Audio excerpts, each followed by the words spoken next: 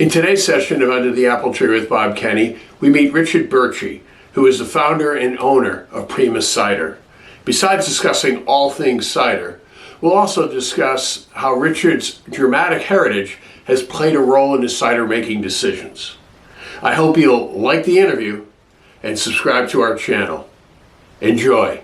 Hey everybody, thanks for joining us again. Another version of Under the Apple Tree with Bob Kenny.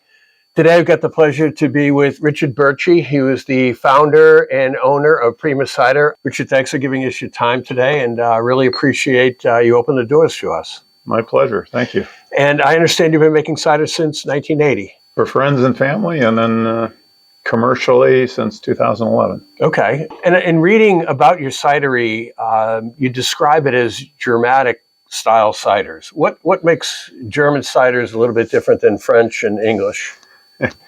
Well, I'd like to say mine has what I would call German underpinnings, but the fruit and that's grown here and how it grows and that, it just has some connection to my grandfather who had a cidery in Germany. Okay. And we always used to drink cider when we were there visiting. I spent a year there as a kid.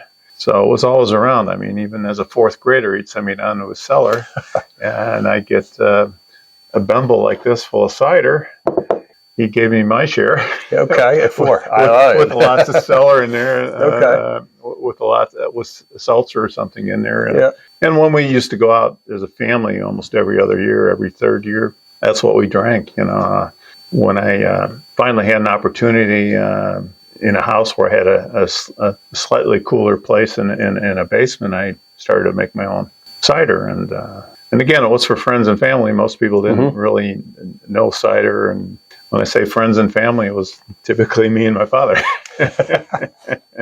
Yeah, it's crazy to me to think that where cider was, if you went back like before Prohibition, to what happened to it, there's like, I think 1,300 or so cideries now in the country, but it's still like, such a small percentage of the alcohol consumed. And being here and visiting you here, this is exactly what I love, to visit people who have taken the entrepreneurial side of it and started to make absolutely delicious cider, which I can't wait to try. Well, let's do that right now. I think that's the important part. Now the vessel is called? Well, it's either called a Bembel in Bavaria or a Klug.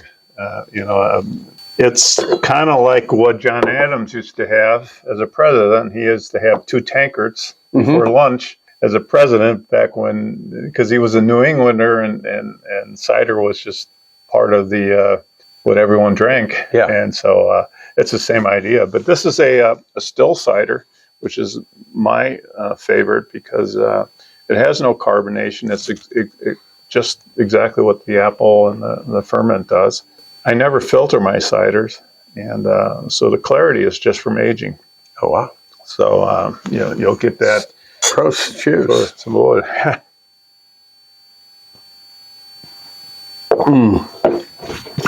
love still ciders. You just don't see enough of them around here. People expect carbonation, Yes. I guess, because they've not been exposed to it. But, in reality, I mean, Delicious. if you liken cider is basically a wine product, if you will, made with apples. I mean, the process is the same. The fruit is different. And typically your wines are still. Sometimes you have a wine that, might be sold as frizzante or something like that. It has a light carbonation to it before you actually force carbonation like a Charmin Bulk Prosecco product, or you do a traditional Champenois where you do a double fermentation and make a champagne out of it. Okay. But the still cider is basically, how people have always drank cider. I used to say cider a little bit, at least it was kind of a poor man's drink, because at least in terms of, like in the area where my grandfather was from, mostly they were farmers, and they're all small farmers there. They work during the day and have a full-time job and farm 10 or 12 acres, because over the years people would inherit, and in the southwestern corner, Swabia, unlike Bavaria, the farm was always divided equally among all the kids. So, Okay. so eventually they got very small, but everyone had cider, and the cider was good in January, February, March, but by April, May, or June, it started to go direction vinegar because the oak barrels, and as more air got to the cider, it oxidized. So, but I guess what I wanted to say was typically, Monday through Friday, you drank a cider, and if you had a little extra money in your pocket, you'd buy a beer on the weekend. Okay. Yeah. It was bigger than beer in the pre-prohibition times in this country. It was the largest consumed alcohol before Prohibition. Now, not necessarily good cider. Well, it wasn't necessarily good beer either, but or whiskey. What about the name Prima? Well, I mean, Prima is more of an Italian word, but in German, a lot of times somebody said, schmeckt Prima, it tastes good. Okay. So Prima was like, okay, it sounds good, and it means kind of the same. I think in Italian it means one, and so it just seemed to kind of work. Prima Cider, Prima Most, Prima Brewed, Prima Harvest. Okay. So that's how we picked that. And, at first it was Prima Ciders with cider spelled in the French way. And I said, you know what? Okay. This is America. It's cider. Yeah, sure. So it became Prima Cider as opposed to Prima Cider. The decision on making certain styles, is that predicated on the apples you get, or is that predicated on a decision that you decided I wanted to make a still in your other brands that you do make? No, I mean, basically, I would say this is more of a seasonal cider, and that different years you have different apples that produce more or less. So you have more, and now all the cider, all the apples we use would be considered traditional cider apples, either what you might call pre-prohibition type heritage apples. These are made. I have roughly 1/3 American varietals, 1/3 French varietals, 1/3 English varietals. So, but some years you get more from the other. Yep. In reality, these are blended ciders. So people want variety, and so we also did ciders with pear apple combination, which actually, at least in the German Austrian area, was fairly common because people would have pear trees and apple trees in the same area. So anyway, that's kind of when I say German underpinnings. I mean, there's sort of that the sense of the tradition of making apple cider. But I mean, I always think that some of those apple varietals that they talk about being so great in England and France and that, I don't think they produce the same fruit once they come to America. Because our seasons are different, more sun, more heat, climate. I've always been sort of interested in the idea of maybe coming up with some different varietals to use. And having said that, there's a lot of cideries that are using kind of American heirloom apples, which are, because North America has more apple varietals than Europe. And there's some reasons given for that. Some is anecdotal, some is... Some relates back to the Johnny Appleseed, and the fact that an apple seed contains kind of the whole apple genome. If you wanted a Belle de Boskop or something, you're not going to get it by planting those apple seeds. You have to graft, right? Which takes years for you to produce, right? Yeah. So that idea of moving these, sellers couldn't take potted apple trees out west to the Midwest and further.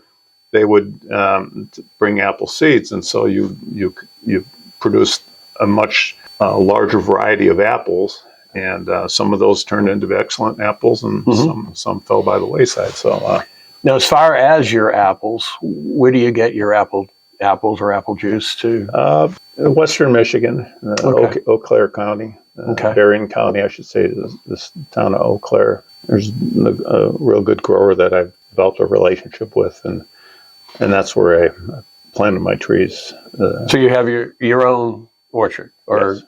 Okay. And there, do you have some of those heirloom styles? Yeah. You're not finding generally everywhere else. Well, yeah. I mean, basically, I said you'll have the English varietals, Yarlington Mills, All on your property. Yeah, Awesome. and then you'll have some European varietals, like Belle de Boscope or Madeleine d'Or, or the French Circuit Rouge. And then you've got the American apples, like a Harrison apple, for example, is a really good apple for cider. The French one, I've got, Muscat de Bernay apples. So anyway, it's a blend of apples, but it kind of draws from a lot of different. Some are a little more in the sweet, some are the sharp side, some are bitter, and then you've got the bitter sharps and bitter sweets, and et cetera, et cetera. Rich, yeah. The other thing I just wanted to quickly mention is the artwork, because you mentioned this to me that it's really kind of cool. You've got a family member who is creative with these, or yeah. My son actually, through an acquaintance, came up with some of the ideas, and the artist kind of developed the artwork. It was kind of this theme of the three sons, the three sons and the father in these. So there's always kind of that motif of either apples or things like that, and that's been. And we've worked that into the various labels that we have too. This is our Method Champenois Brut. This was a late harvest. This was barrique, or it's aged in French oak barrels, and this was in a bourbon barrel. But anyway, the artwork was developed by this friend of a friend in Italy, who does actually a lot of the artwork for the Valtellino area, which is sort of in Lombardia, northern Italy, and they have a lot of wineries there, and he does the artwork for many of the local producers there. So, okay, cool. So it is a little bit of a family connection here. Yeah. I mean, you started with your father, obviously, and yourself. And do your sons do any work here for you? Yeah, they do, but they all have jobs. So it's a little bit, they'll work some of the festivals, the beer cider fest. Sure, yeah.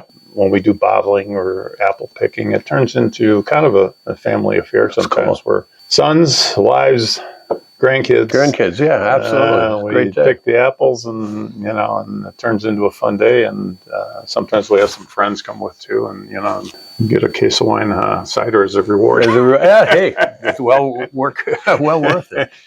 You've moved from making it in your cellar to a production. How broadly distributed are you, and do you distribute yourself, or? Yeah, we've always self-distributed, and pre-COVID we did a lot more than we're doing now.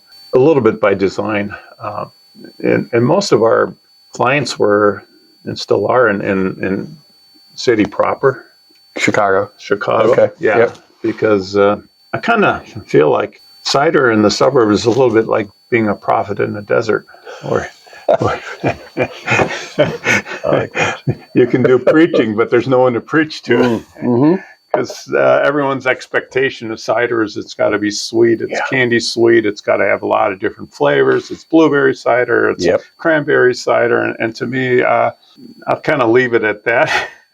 I feel the cider, whatever the apple and the yeast bring. Yeah. And I think the apples is what distinguishes the product, and the yeast steers it. Okay. Yeah. In other words, a yeast doesn't totally change the cider unless the cider went south. Yeah. Okay. When the ferment went south, gets you the alcohol. You age some in stainless, or is it all touch stainless, and some in wood? No, typically primary fermentation in stainless in a warmer area, and then I'll move it to my cellar, and there I age it. And I usually feel cider, it needs at least 2 or 3 months before it really starts to develop on its own the flavor profile you'd like.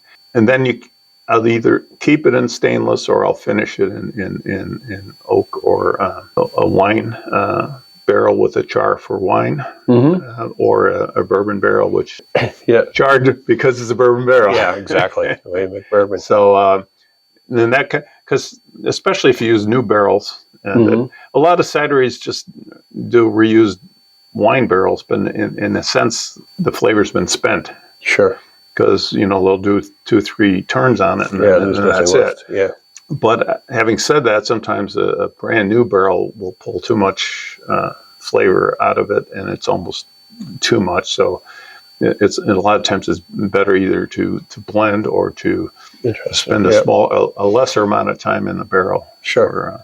That whole process, and from after it ferments, and then you bringing it into the cellar, it sits for at least 2 to 3 months, and then if it was to move into Typically, I'll probably keep it more like 6. 6, okay. Yeah. And then at that point, and it depends on the cider because my ciders have a fairly high amount of acidity, and that's very good for cider because the alcohol is not as high as wine. Right. The variables you got to work with are either acidity and temperature, kind of the two variables that you got going for you.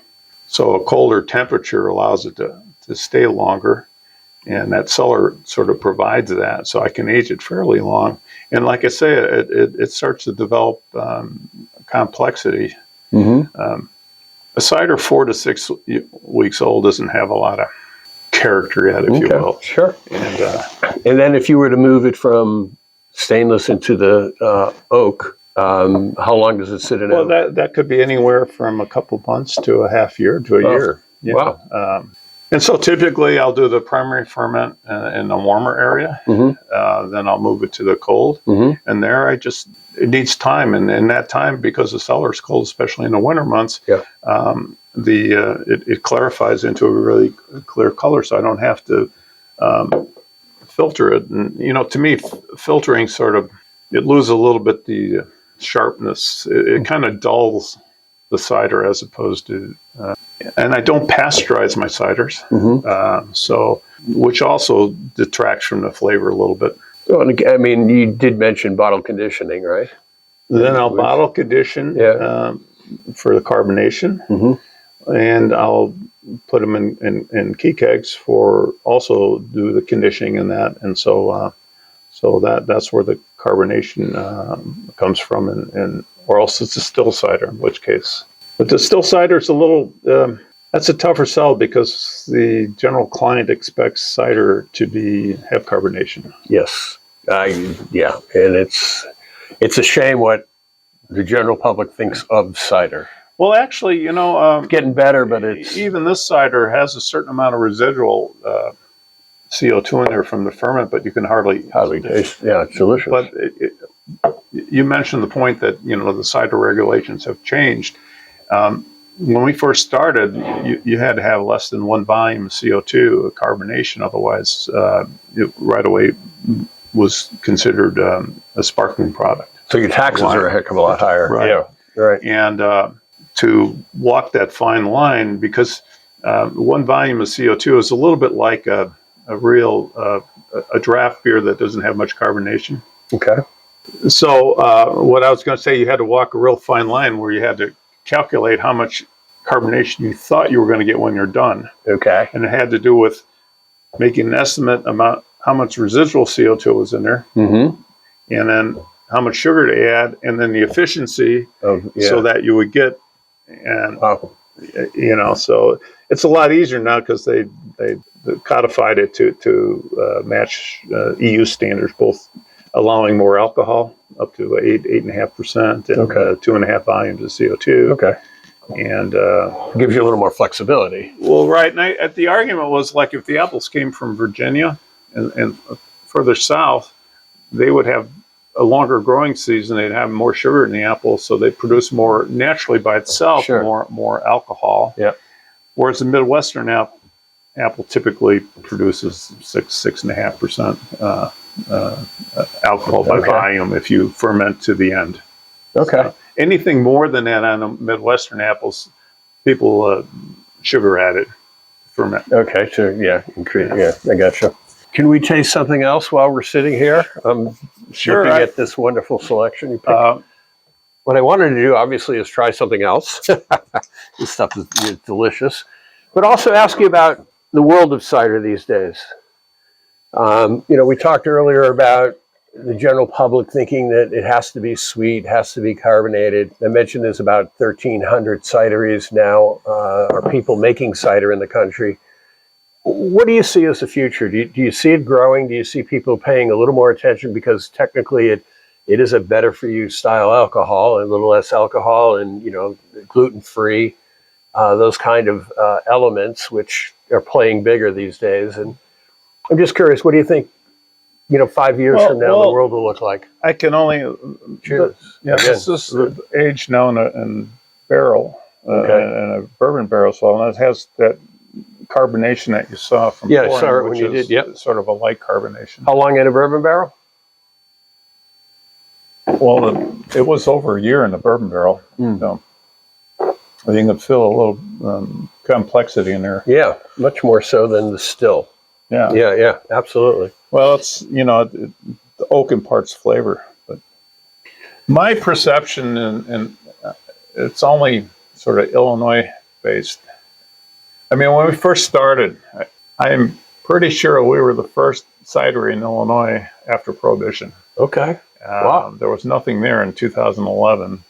In 2011, 2012, I think the second cider conference was held when the group was trying to put a framework around the discrete cideries. I think there was one event the year prior to that in Oregon. Okay. And then the second one was in the Allergen Hotel. And that was where, cider people came together. And I'll have to give Greg Hall credit because he was an excellent salesman at that time. And he was a very good promoter with his connections to Goose Island. Mm-hmm. He knew a lot of the people in the restaurant business. So I thought in the Chicago area that really kick-started an awareness of cider. Okay. And it was in some really named restaurants that were, you had a lot of draft handles out there. Yeah, and at that time he was a missionary on this too, and so I think at that time then cider really for 2-3 years got a really big boost, both in terms of publicity. The Tribune, some of the magazines would feature it and talk about it. My own feeling is it's sort of gone a little down in terms of being like something that you write about in newspapers and magazines, because the initial enthusiasm sort of diminished. Cider's kind of got to live on its own merits now. You're not relying on the newness aspect. It's got to make its merits on. And I think there's a trend away from, everybody thinks it's got to be put in a can and be on the shelf next to beer. But I really think higher quality ciders are going to be in the 750 format. They're going to be more like a wine. They're going to move away from being excessively flavored and all this other stuff. Whether it's true or not, the example I always use is when I was in college, people would drink wine like Boone's Farm and Alpine Valley or whatever. Yeah. And that was their idea of wine. And now you meet these same people 40 years later, and they're drinking $50, $60 cabs. Yeah, sure. And Merlots. And they've grown out. Their taste and they wouldn't touch that stuff. They laugh at it. I think the cider public has to, in some ways, mature. And I see that at cider events all the time. When we first said we only had a dry cider, people would walk from our booth because they didn't know it. Or now we're getting people that say, "Is your cider dry?" Yes, it's always been dry. Great, that's what I'm looking for. So I think there's an education process is undergoing now, and I think will cider ever be as popular as wine? No, probably not. No, and I agree with you. I think that it had been moving forward. I think seltzers heard it when that came out. That was a new shiny penny for a while. Now the bloom is off that rose, and they're onto the RTDs now. But I was just looking at Cider Fest, the age of the crowd. It was pretty mixed, but there were a lot of people in their, I'd say, late 20s, early 30s that were at that event. That surprised me a little bit because I thought it might be an older demographic. Because people were starting to explore and see what these brands are all about. I think there is recognition now that it doesn't have to be sweet Doesn't have to be super flavored. A combination of people traveling to Europe and seeing, what's going on over there with the ciders that have been around forever. And then what people like yourself are making. To me, dry is the best kind of cider in the face of the earth. It's so good. And it just seems to me that now the next shiny penny's gone down the road. What's been here that I haven't tried? And to your point, events, tastings, festivals, whatever. The more that cider can be represented there, I think it's good for the brand. And to your point, I think you've written about it as well. The education side of it is gigantic, and people just don't understand cider. And that's us, that we've got to do this. And that's one of the reasons I do this, because I thoroughly enjoy it. And the education side of it, to me, is what's missing. It's not big enough. Right. Kind of an interesting thing, in some of these early cider conferences, a lot of people from Europe were coming, and they wanted to see what was going on in the U.S. It was kind of interesting. They were looking to America to see what was going on here and what producers were doing and how they were doing it.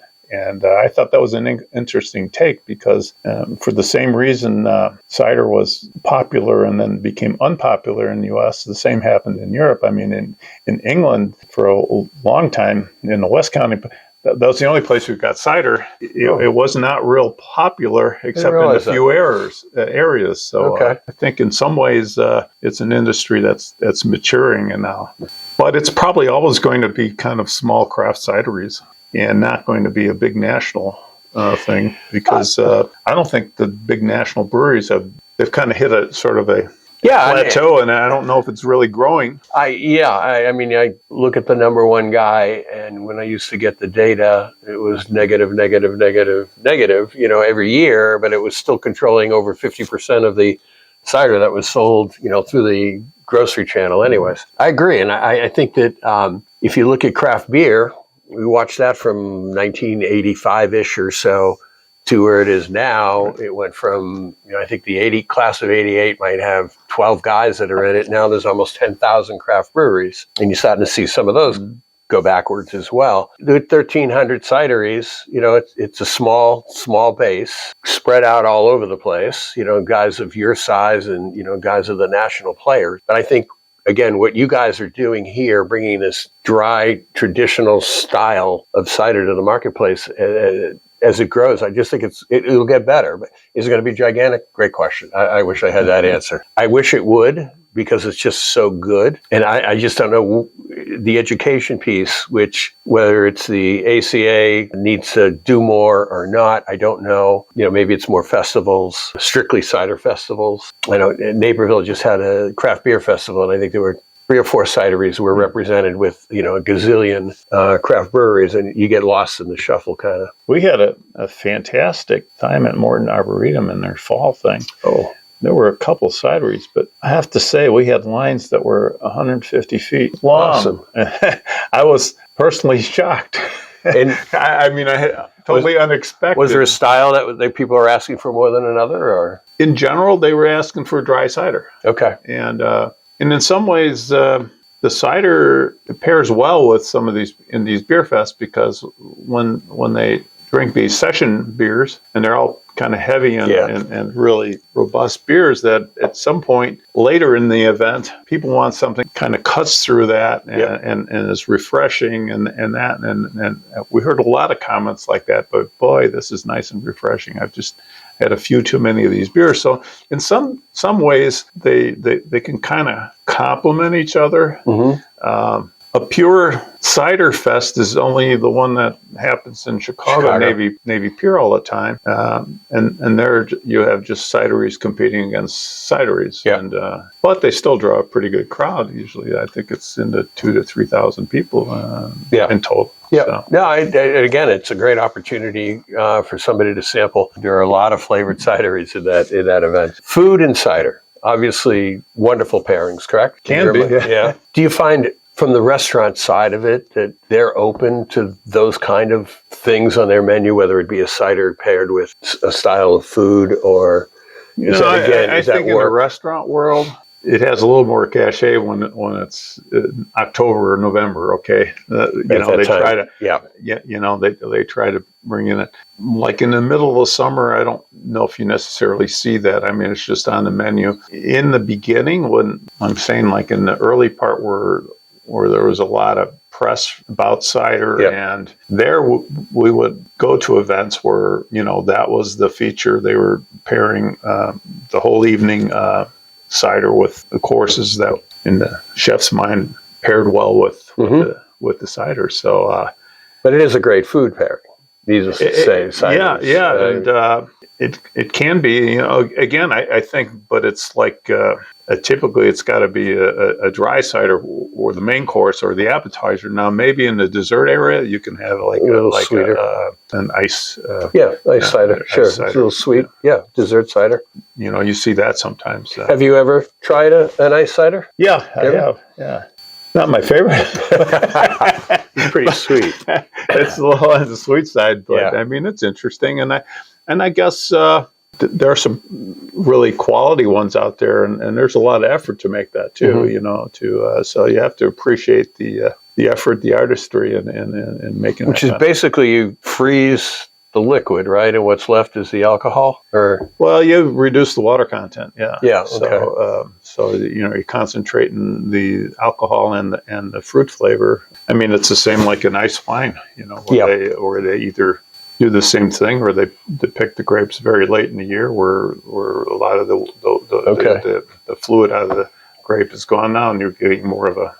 It's not necessarily an ice wine, but sometimes when the grapes almost get close to raisin condition, that they make a fermented wine out of it, and that tends to be sweet. The Italians do that a lot. Can we taste one more? Sure. So when we first started doing this, we had some difficulty because there's really an art to getting the cork in there by hand.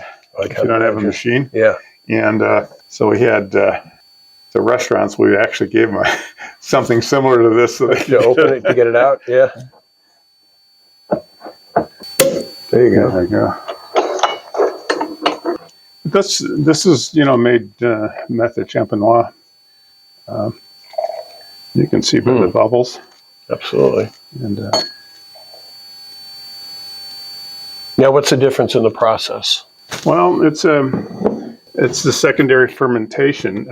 First, you have the primary fermentation, and then you add your sugar priming again and yeast. And that's the second fermentation, and the amount of sugar that you put in by volume produces, determines the amount of carbonation you get. And like I say, you want to get like about 5 volumes of CO2. 5 volumes of CO2 is where you put 5 volumes of CO2 and you compress it to 1 volume. Oh. That's where the term comes from. Okay. So that's how much you've squeezed into that bottle. Okay. And then you let it sit. I let them sit 5 to 6 years, and you can see this. The size of the bubble tells you a lot, whether it was made Charmin bulk, like a cheaper Prosecco, or whether it was done in the smaller the bubble, the better the process. Right.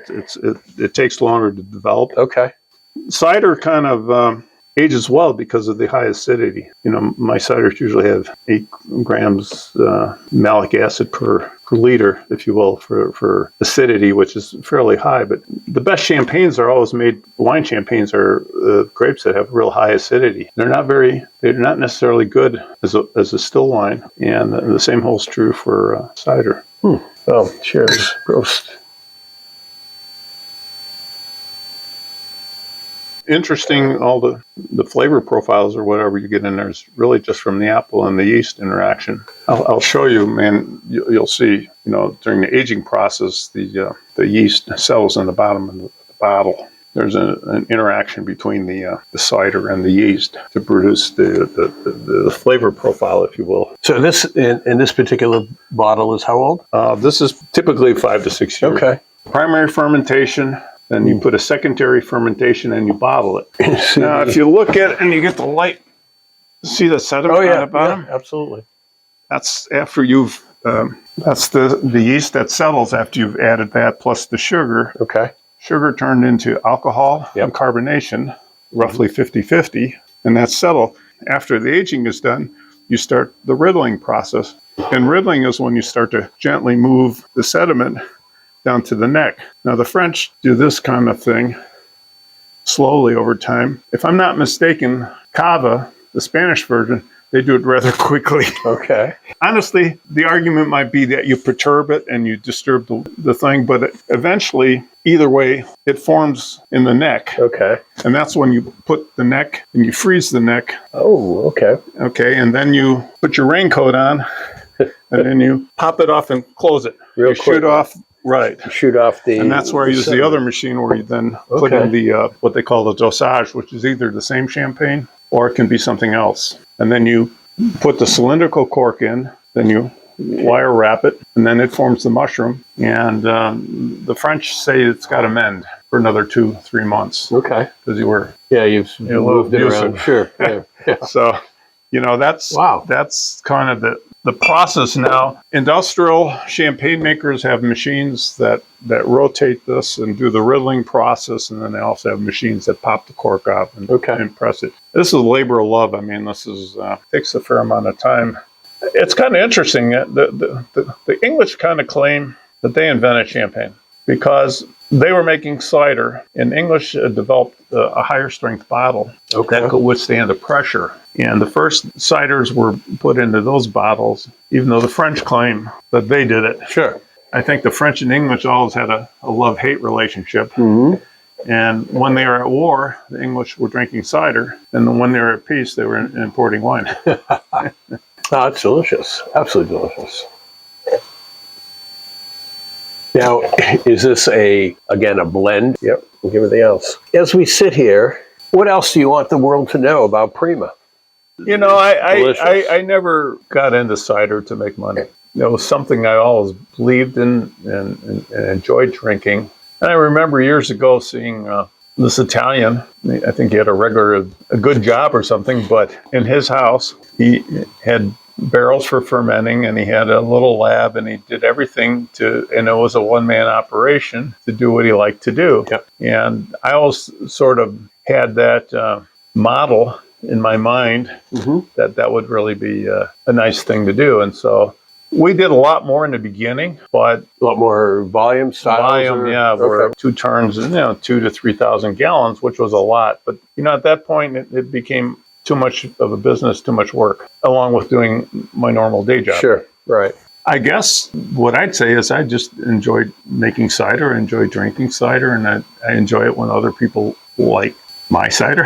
Yeah, And, hard not to, though. And like I say, I'm not really doing it for the money. I don't have to live off of it. Sure. So, Sure. And that gives you some flexibility in terms of what you can or can't do. I think if I were a large producer, I'd have to think hard about whether I would make a sweet cider, whether I'd put it in cans, Sure. whether I'd make flavored ciders, or would I stay true to what I believe in. Yep. Now, I think you can do both, and I think some people are going back to that, including your former employer. Yep, very much so. Going in 750 bottles exclusively in a little draft. Yep. I was talking to him in February at Cider Summer, and he said the same. He said, forget cans. Yep. I'm going to make the cider I want. I think if things work out, he'll own his own cidery again. Yeah, it's waiting on the state of Michigan to give him the license. That's how far down the road it is. Yeah. And he's in a good area for produce and stuff, and Yeah, and we had conversations with him. We're talking about Greg Hall. He's also posted up on the website one of my videos. But he had a very interesting take on the growth of cider, and he compared it to the growth of bourbon and the growth of wine. And he said that in Napa and Sonoma, you get winery visits up, left, right, and sideways, whether it's private cars or tours or whatever. Bourbon, now you get the bourbon trail. And the cider people need to really kind of figure out a way in areas where there are multiple cideries to create that same kind of afternoon experience or multi-day experience, whatever it is, which I think would be great. Well, even Western Michigan has kind of done it with their wine. Yes, they have a wine trail. Yeah, absolutely. But can you do it with cider? Yeah, that's could be. You've got to make it interesting enough for people to get in their car, So getting a tour bus and, spend an afternoon, and with a group of 8 to 10, 12 people and visit, 4 or 5 of them. And as I said, you do see the wine trail in Western Michigan. Could there be a cider trail? I don't know if any of the cideries are on the wine trail or not. But again, a great way to expose people, very much like what craft beer did in the sense that everybody's small enough to feel like you're almost part of the process. The density is probably not enough. No, you're fair. No, and that's a bit of the problem. But yeah, if ever there was something to do. Hudson River Valley has some really nice cideries too. When you go up north on there. Okay.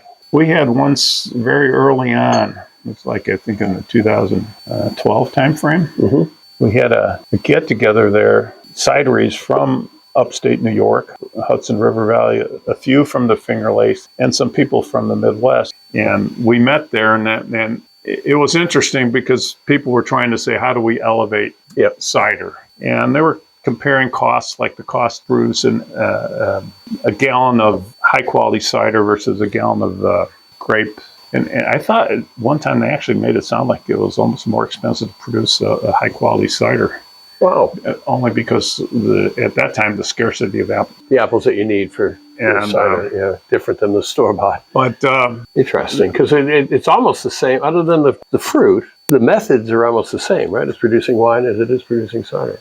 You grind the apple and you send the grapes through a process too, and then you either let it lay for a while and then you squeeze it. That would be the next thing I would love to do, is actually have my pressing here, press them and let them sit maybe for a day, and then press the juice. Okay. Or the Spanish kind of do this too. They press the fruit, they grind the fruit, they let it sit, then press and it. then they one more time press it, and then I think you get more flavor, more juice, or well. It sits, it oxidizes a little. Right? Yes, exactly. I mean, if you ever had a Spanish Fino, it's sort of oxidized, and it's a white wine, and they drink it a lot in the southern part of Spain because I think oxidation is easy to achieve. Yeah, right. Most people don't want it, but yeah. And I think some of the Spanish ciders, really think they, a lot of times they go into the same barrels and age in those. And there's a lot of living things inside those barrels. Yeah. Because if you have a Spanish cider, sometimes you really get those, I guess the correct term is volatile acids. It has a slight direction towards vinegar. Yeah, I guess I don't want to, that's not the correct characterization, but it kind of goes that direction a little bit. Okay. Interesting, different things with cider. Those would be the kinds of things you could do to within sort of the unflavored product. In other words, this is the apple, but I process it a little differently. I get this kind of flavor. How hard would that be to sell? That difference of a flavor to where the American palate is these days? Well, I have a 4-star restaurant. I'm the chef, and you can only eat here if I like you. And this is what you're drinking. Okay. And the lines are forming outside because you got to wait a half year to get in. I like it. So that might be a business model that works. Very good. That's a great idea. No, but I think in a lot of ways, probably like the craft beer business, you can, if you can control it. Yeah. And you have your own cidery, and then you also serve food and this and that with it. You could probably create the environment or the atmosphere conducive to just drinking to try that cider. Sure. No, I totally agree. And that might work. Is it an easy sell? It's an easier sell if you've got a reputation as, like I say, if you're a famous chef or something, and this guy's doing this. Yeah. I'm trying to think. I don't think in the state of Illinois there is a cider restaurant. I mean, Eris is a brewery / cider house. There's one in Milwaukee. I know that opened up. Nobody's made that step to say, okay, we're basically a cider house, maybe get a couple of beers on the side and some booze. But yeah, nobody's had the guts to make that step, I guess. At least I haven't seen it here, but that's what it's going to take. I mean, you got to be a true believer. Yeah, absolutely. There's one cider left I want to try. I want to try the most. Okay. I don't think we've had that. That's the one that's... Well, the order is wrong. So what is most? We were grappling with names when we first... English pronunciation is most, but it's Germanic, it would be The High German would say most. The South Germans, where the name comes from, they throw a lot of CHs in it as Most. Most, okay. Okay, but And most is what type? it's kind of the traditional cider that that they have. You know, for lack of a better term, I mean, all their ciders were farmhouse, basically. Yeah, no, that's true. And that's just what they call the fermented product. And this is not filtered. None of it's filtered. That's amazing. Cold temperature and time. That's the secret. And after that, you don't have to do anything. It's as clear as you possibly get.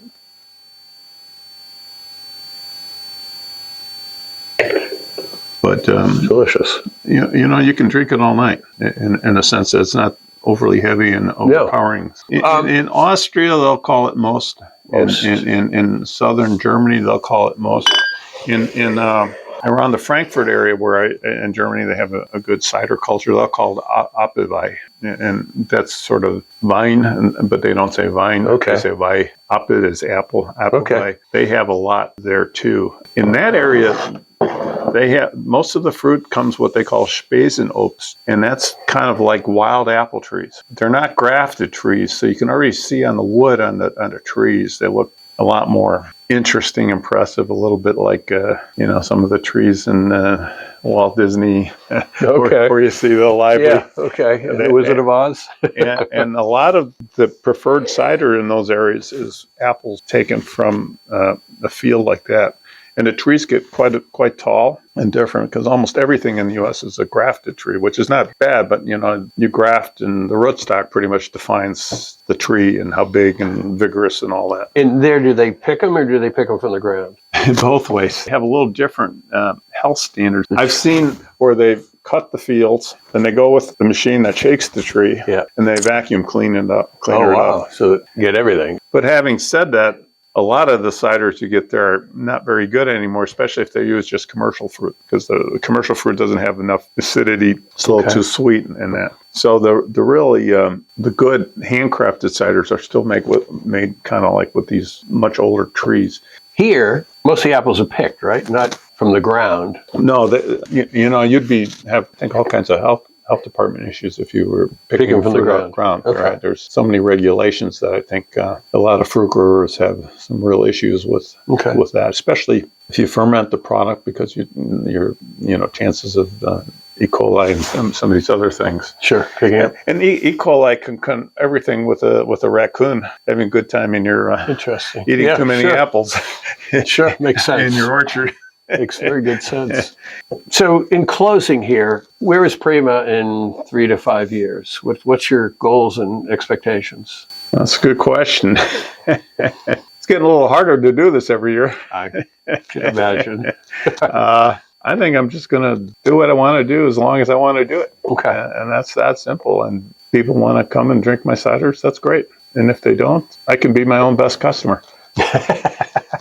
Well, it's been a pleasure. It's been a great education, Richard, and I thank you for your time. And we look forward to seeing your ciders out in the marketplace. And again, thank you. Okay. Cheers. Okay, cheers. Well, I hope you enjoyed that interview, and will join us again for the next segment of Under the Apple Tree with Bob Kenny, when we visit another one of our great American cideries. Don't forget to like the channel and subscribe. Cheers.